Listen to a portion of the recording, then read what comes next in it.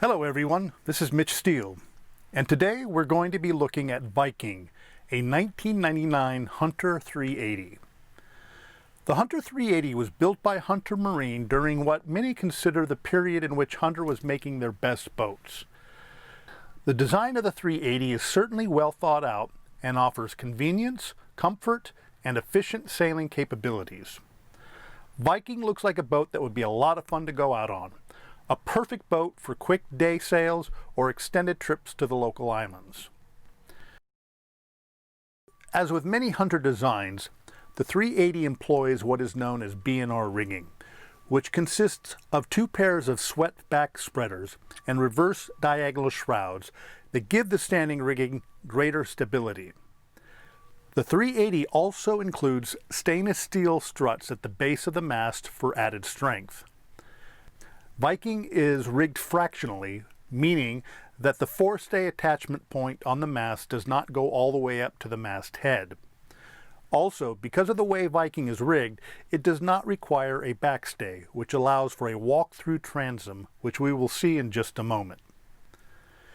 The 380s were built with two keel options, a wing keel or a fin keel. The specs for Viking show that the draft is 5 feet, which indicates that she is the wing keel version. There were also two interior options, one with one larger aft stateroom and the other with two aft staterooms. Both also had the forward V-berth.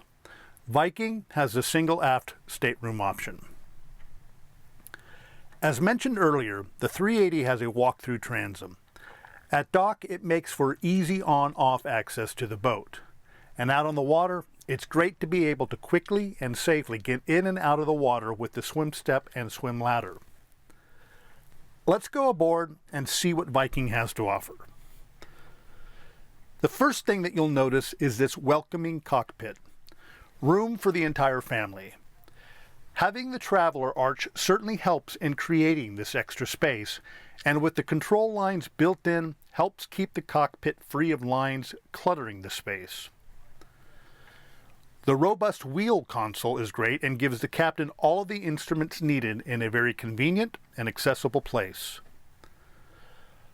All of the lines are neatly rigged to the cabin top, where there are two winches on either side of the companionway. The halyard winch on the starboard side is electric and is controlled by the switch just under the winch. A real cool feature are these built-in pockets for holding the excess lines, again, keeping the cockpit clear of cluttered lines. The Dodger windows are large and unobstructed, and the isinglass is very, very clear. Heading forward, on the port deck, you'll see the numerous port lights and hatches. The amount of light and fresh air that these provide down below are really a wonderful feature not found on all boats. Here is the port mast strut that I mentioned earlier, and here are more hatches over the V-berth. The canvas covers are removable, but they're great to have as they help protect the plexiglass from the elements and add years to their life. At the bow, we have the anchor locker, which houses an electric windlass with up and down foot controls. Viking has a double bow anchor roller, which allows for flexible anchoring options if you add a second anchor.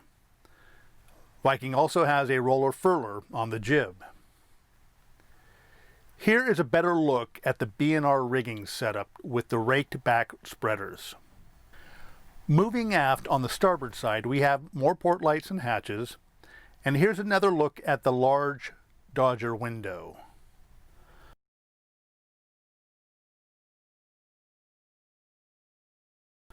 On the top of the arch is a Harken Traveler system.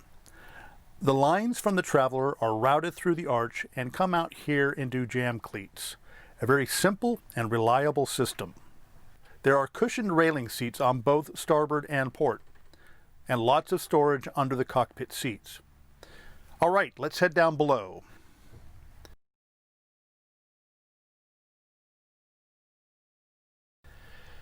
As you come down the companionway steps, you land at the entrance to the galley.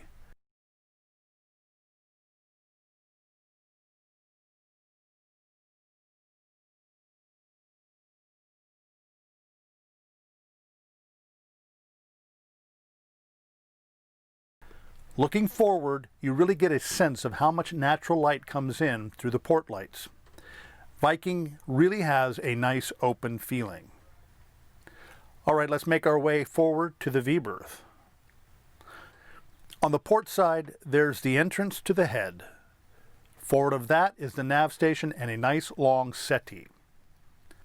Just forward of the main electrical panel, you'll see that stainless steel strut coming down from the cabin top. This is connected to the strut we saw on the deck that connects to the mast. This strut connects to the hull, which gives strength to the overall system. There's the same thing on the starboard side. Over here is the dining table with a large U-shaped sitting area. Plenty of room for family and guests to hang out and have meals. There's a drop leaf here that extends the table out so that you can have people on the port settee join the dinner party. All right, we've come to the V-berth, which is bright and roomy. On the starboard side is a separate sink and vanity mirror. On the opposite side is a cedar-lined hanging closet. Adding to the open feeling on Viking is this louvered divider that can be opened for a clear line of sight to the galley. This closes easily for when you want some privacy. All right, let's head back. Here is the nav station with the 110 and 12-volt electric panels, radio, gauges, and GPS map. Here's another look at all that glorious light. Alrighty, let's go to the galley. It's an L-shaped galley with a good amount of working space and storage. The counters are made of corian. There's a built-in garbage drop and a deep double-sided stainless steel sink. There's a microwave, refrigerator, and a separate freezer unit.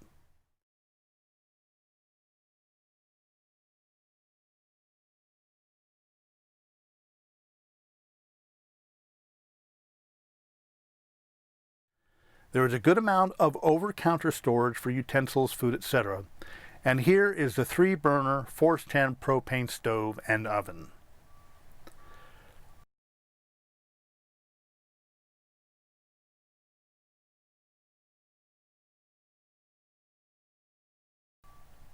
Let's take a look under these floorboards.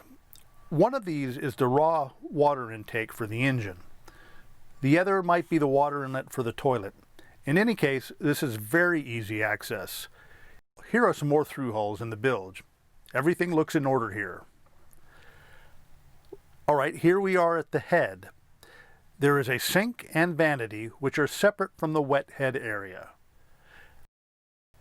This is great, as it's nice to be able to step out of the shower into a dry area for getting dressed. Here we have the head itself, which can be covered by a fold-down bench for safe showering while underway.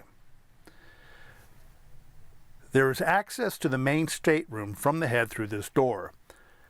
The stateroom spans the whole width of the aft section and sits just under the cockpit. Headroom is a little tight, which is why the bed is situated port to starboard versus forward aft.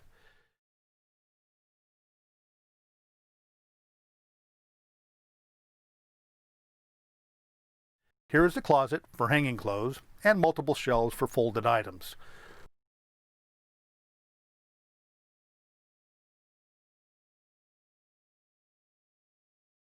This door leads out to the galley.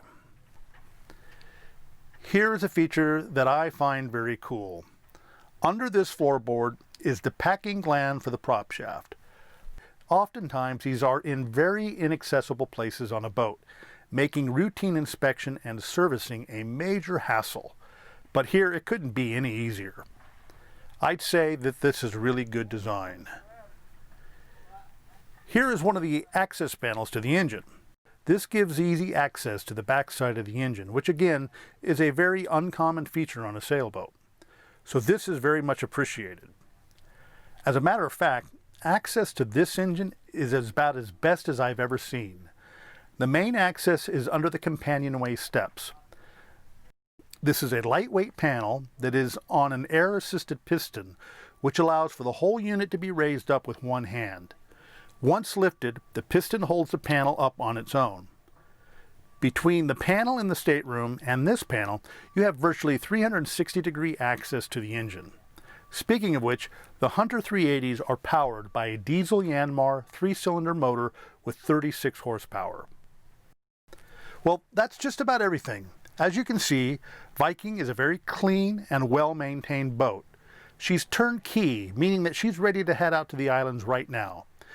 She would make for a fun boat for the family to enjoy the prime sailing conditions here off the Ventura coastline, or make for a great live-aboard for a single or couple. Have a great day and happy sailing.